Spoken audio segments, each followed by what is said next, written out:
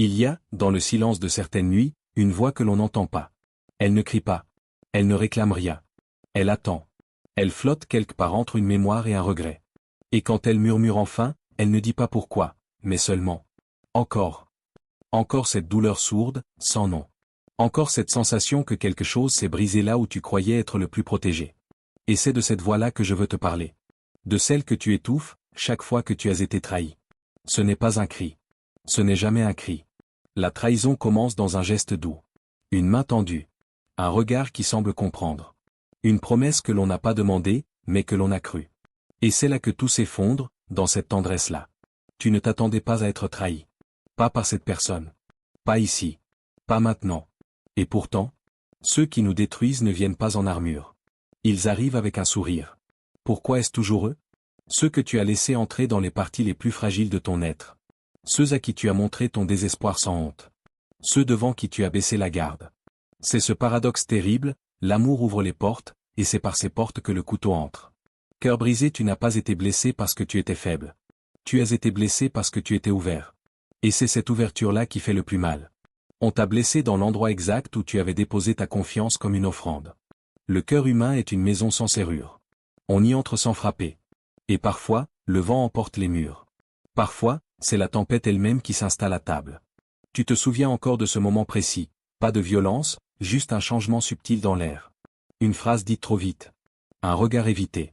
Un silence là où il devait y avoir un je suis là. Ce ne sont pas les grands gestes qui tuent. Ce sont les absences. Les fissures silencieuses. Les promesses qui s'effacent comme de la buée sur une vitre. Feu, tu voulais croire. Tu avais besoin de croire. Et en cela, tu as guidé la lame. Car c'est ça, le plus cruel. Parfois, on participe à sa propre destruction, simplement parce qu'on espérait que ce soit différent. À qui, dans ta vie, as-tu regardé avec des yeux d'enfant, sans te protéger? À qui as-tu dit, sans mots, tu peux me faire du mal, je ne te retiendrai pas? Et aujourd'hui, où sont-ils? Il y a un moment dans toute trahison où le temps se fige.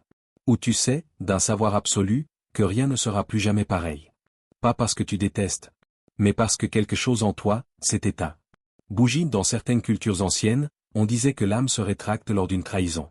Qu'elle quitte doucement le corps, comme un animal blessé qui se retire dans la forêt pour mourir seul. Et peut-être est-ce vrai. Peut-être qu'à chaque trahison, on perd une part de nous-mêmes qui ne reviendra plus jamais. Symbole du point d'exclamation caractère gras et pourtant, tu continues à aimer. Tu continues à tendre la main. Pourquoi?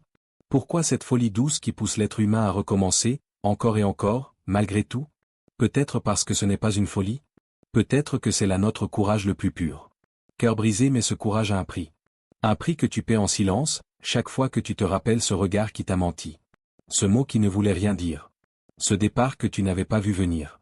Le couteau n'a pas besoin de force. Il suffit qu'il soit lent. Et dans la main ouverte, il entre doucement, comme une vérité qu'on refusait de voir. Feu, et maintenant? Tu portes cette cicatrice comme un secret. Tu souris. Tu vis. Mais quelque chose en toi est resté figé là, au moment exact où la lame a touché l'innocence. Œil, et toi, qui as-tu laissé entrer en croyant être en sécurité? Quel nom murmures-tu encore la nuit, dans le noir, quand plus personne ne regarde?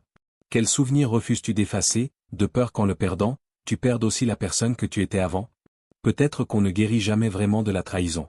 Peut-être qu'on apprend juste à marcher avec une béquille invisible. À rire avec une gorge nouée. À aimer avec un filtre, une distance, un instinct de survie. Et pourtant, malgré tout cela, tu vis encore. Tu écoutes encore. Tu cherches encore cette voix douce, quelque part dans l'obscurité. Celle qui ne promet rien, mais qui ne ment pas. Celle qui ne trahit pas, parce qu'elle ne veut rien prendre. Le cœur est à nouveau une maison. Peut-être plus petite. Peut-être plus froide. Mais elle est toujours là. Et à l'intérieur, il y a une main. Encore ouverte. Et le couteau? Il est resté planté dans le passé. Ou peut-être, est-ce toi qui l'as retiré, lentement, en silence, sans haine. Juste avec cette phrase. Je me suis fait confiance. Et ça, personne ne pourra me le voler. Il y a, dans certaines connexions humaines, quelque chose d'inexplicable. Quelque chose qui précède les mots, les promesses, les engagements formels. Une forme de serment muet. Un frisson partagé dans un regard. Un silence qui, pour une fois, ne fait pas peur. Un battement de cœur plus lent quand l'autre est là. On ne le signe pas. On ne le nomme même pas. Mais on le sent. Ce pacte invisible. Celui qui dit, je ne te blesserai pas. Celui qui murmure, tu peux t'appuyer sur moi. Et, dans ce murmure, il y a tout notre espoir et déjà, toute notre fragilité. La confiance ne se donne pas comme un objet. Elle se construit comme un pont de brume. Suspendu. Vibrant. Instable. Chaque pas que l'on fait dessus est un vertige. Mais on y va quand même. Parce qu'on veut croire que cette fois, ça tiendra. Symbole du point d'exclamation caractère gras et voilà le paradoxe. Plus la confiance est profonde, plus la chute est douloureuse. Plus on s'abandonne à ce lien invisible, plus l'éventuelle rupture devient fêlure. Parce que ce n'est pas la trahison elle-même qui fait mal. C'est ce qu'elle détruit. Ce qu'elle met en lumière, cette part de nous qui croyait, encore, malgré tout. Cœur brisé quand tu t'es attaché à quelqu'un, tu n'as pas juste ouvert ton cœur. Tu as mis ton monde entre ses mains.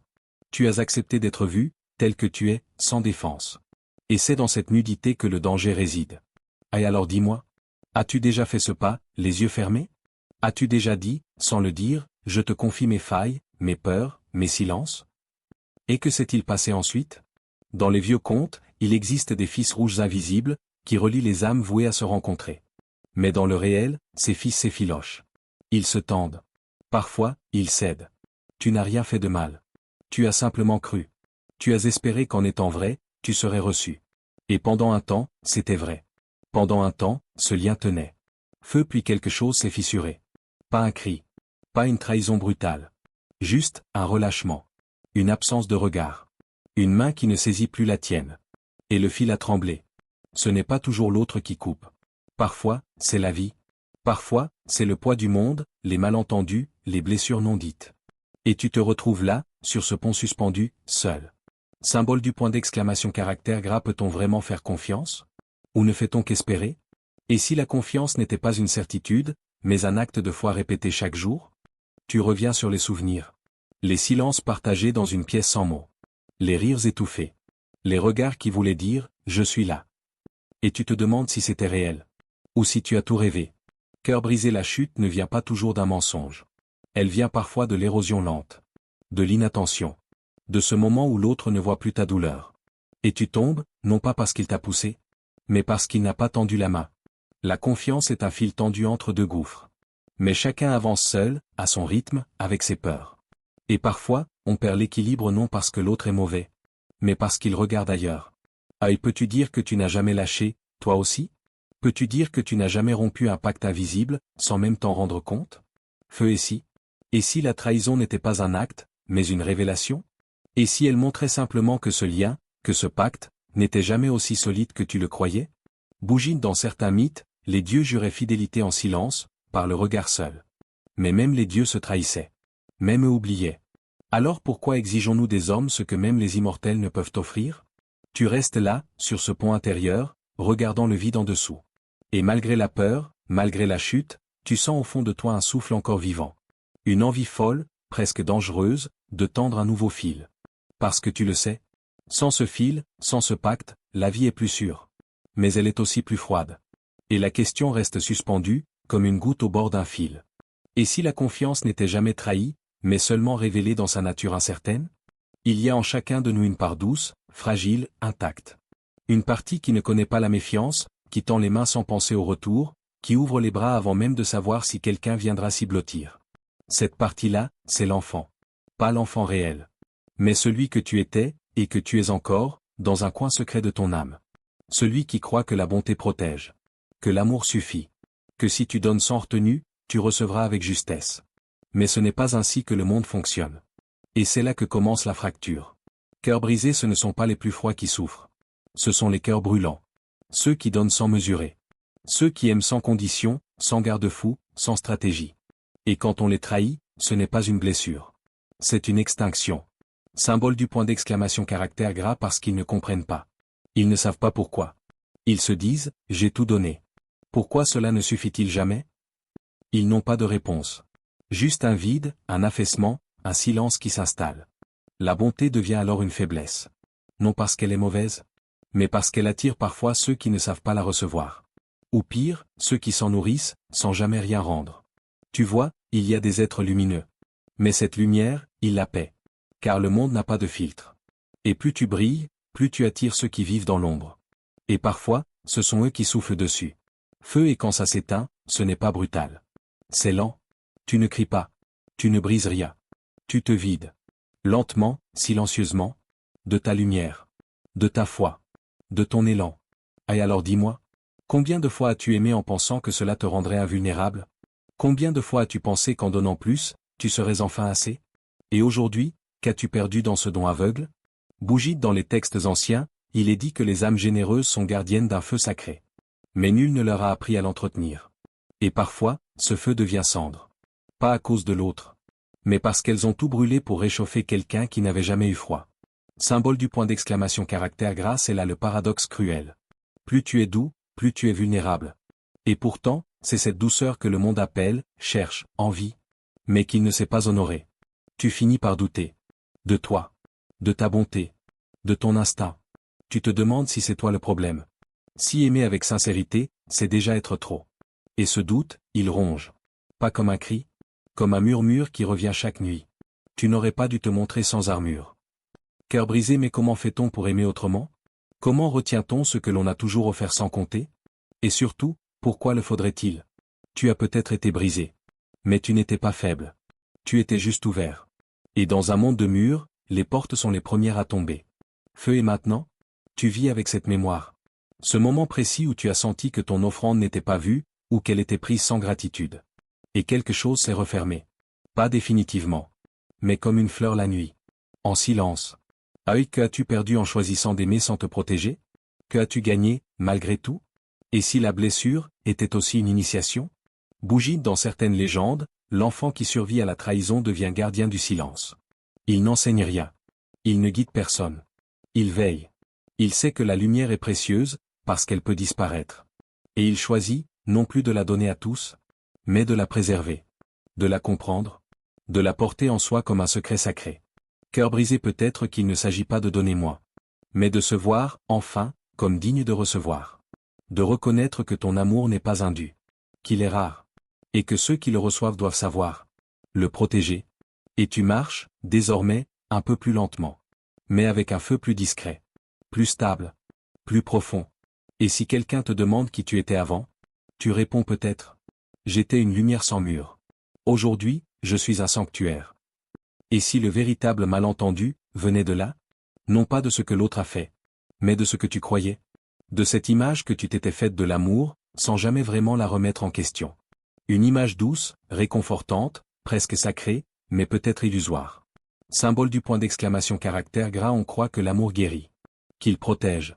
Qu'il est cette promesse de réciprocité silencieuse, cette force qui ne trahit pas, ne s'efface pas, ne change jamais. Mais l'amour humain n'est rien de tout cela. Il est mouvant, instable, souvent maladroit. Il vit par à-coups, se replie, se transforme. Et parfois, il se retire sans bruit, comme une marée qui oublie de revenir. As-tu déjà aimé quelqu'un, ou as-tu aimé ce que cette personne représentait? As-tu aimé son être, ou le rôle qu'il jouait dans ton histoire intérieure? L'as-tu aimé pour lui-même, ou pour ce qu'il réparait en toi? L'amour est souvent une projection. Un écran sur lequel on peint nos désirs, nos manques, nos blessures anciennes. Et l'autre n'a parfois jamais consenti à ce rôle. Il n'a jamais su qu'il devait incarner ton salut. Feu, ce n'est pas toujours la personne qui te trahit.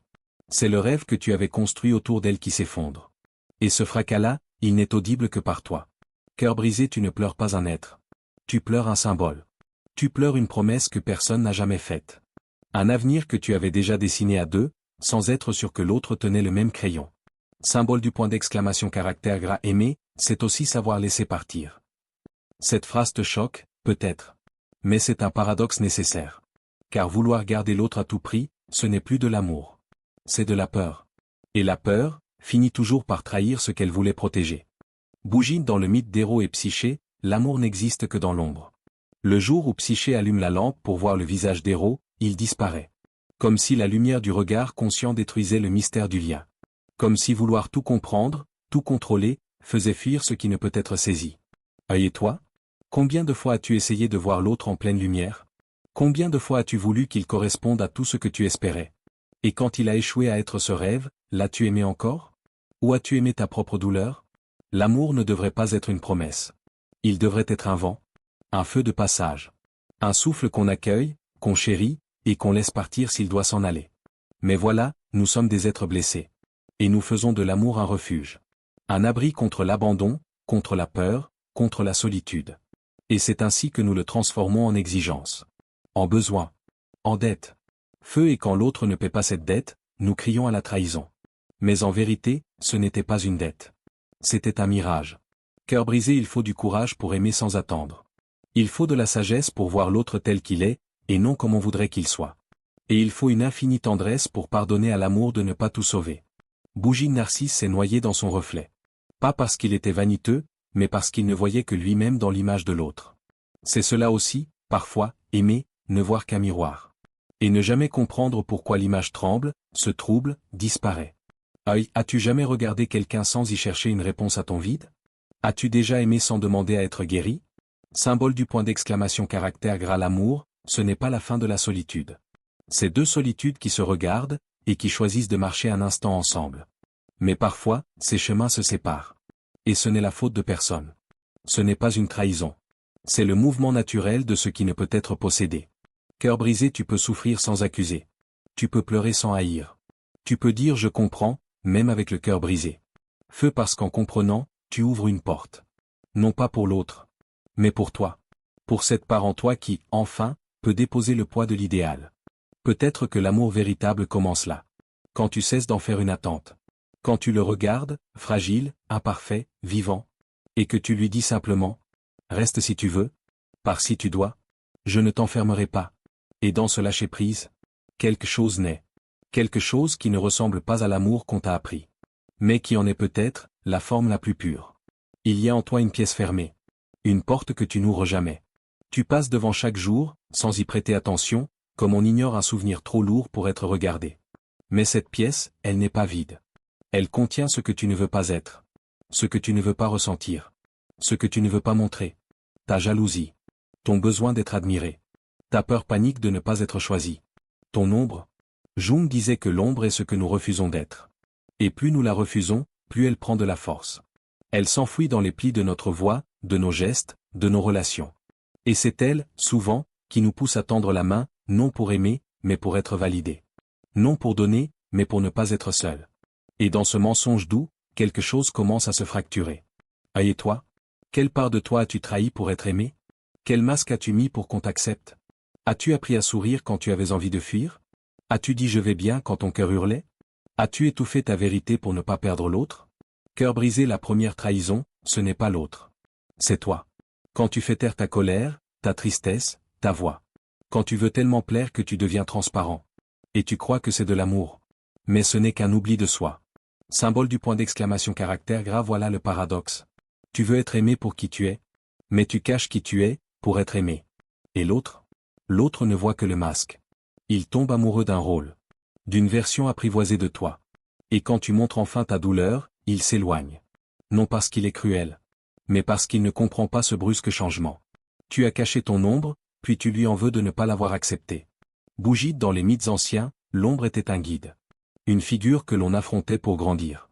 Elle apparaissait sous forme de dragon, de monstre, de double menaçant. Mais elle n'était jamais l'ennemi. Elle était la vérité cachée, le miroir inversé, le feu intérieur. Feu, et si la trahison de l'autre révélait simplement une part de toi que tu n'avais jamais osé regarder? Et si ce rejet était une invitation à aller dans cette pièce fermée, à ouvrir doucement la porte, à y allumer une lumière faible mais sincère? As-tu peur de ce que tu pourrais y trouver? As-tu peur d'aimer cette version de toi? Celle qui doute, qui crie, qui veut parfois tout casser, tout fuir, tout reprendre? Celle qui ne sourit pas pour faire plaisir, mais qui dit « je suis là ». Entier. Et c'est assez. Cœur brisé, tu as appris à aimer ce que tu montres. Mais tu ne sais pas encore aimer ce que tu caches. Et tant que cette ombre est niée, elle sabote. Elle surgit dans les silences, dans les reproches, dans les absences. Elle parle à travers tes colères inexpliquées, tes attentes démesurées, tes déceptions profondes. Elle est là, toujours là. Et elle attend que tu la reconnaisses. Symbole du point d'exclamation caractère gras, ce n'est pas en se niant qu'on devient aimable. C'est en s'acceptant qu'on devient vrai. Et dans cette vérité, il y a un pouvoir. Celui de ne plus supplier pour être aimé. Celui de ne plus jouer un rôle. Bougie, imagine un instant. Tu n'as plus rien à cacher. Tu es debout, entier, avec ton histoire, tes peurs, tes élans. Et tu regardes quelqu'un, non pour qu'il t'aime, mais pour qu'il te voie. Feu, et s'il reste, c'est un miracle. Et s'il part, tu ne t'écroules plus. Car tu ne t'es pas trahi, cette fois. Tu es resté toi, jusqu'au bout. Et alors dis-moi. Es-tu prêt à renoncer au masque? Es-tu prêt à faire la paix avec ce que tu es, dans le silence, quand personne ne regarde? Parce que tant que tu ne le fais pas, chaque lien sera bancal. Chaque amour sera une scène. Et chaque rupture, une révélation de ce que tu n'oses pas incarner. Peut-être que l'on cesse de se sentir trahi, non pas quand les autres changent, mais quand on rentre en soi avec tendresse. Quand on s'assoit dans cette pièce oubliée. Et qu'on y reste. Sans honte. Sans peur. Juste, en étant là. Et dans ce silence-là, quelque chose se guérit. Pas totalement. Mais assez pour ne plus avoir besoin de fuir. Perdre n'est pas une fin. C'est une forme de passage. Un effeuillage lent de ce que nous pensions être essentiel. Un feu discret, mais nécessaire. Symbole du point d'exclamation caractère gras, on croit que perdre, c'est échouer. Mais parfois, perdre, c'est enfin voir clair. C'est se libérer de ce que l'on serrait trop fort. C'est se délester des poids morts, des attentes irréelles, des promesses qui n'étaient que des mirages. Il y a cette minute, juste après la chute. Où le cœur ne crie plus. Où le silence s'installe, lourd comme la brume. Ce n'est pas encore la paix, mais ce n'est plus la guerre. C'est un entre-deux, fragile, sacré.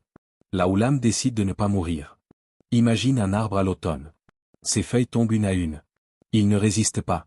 Il ne supplie pas le vent de les retenir. Il se dépouille avec lenteur, avec grâce. Et dans cette nudité, il devient plus vrai. Feu et toi? As-tu su laisser partir sans te déchirer?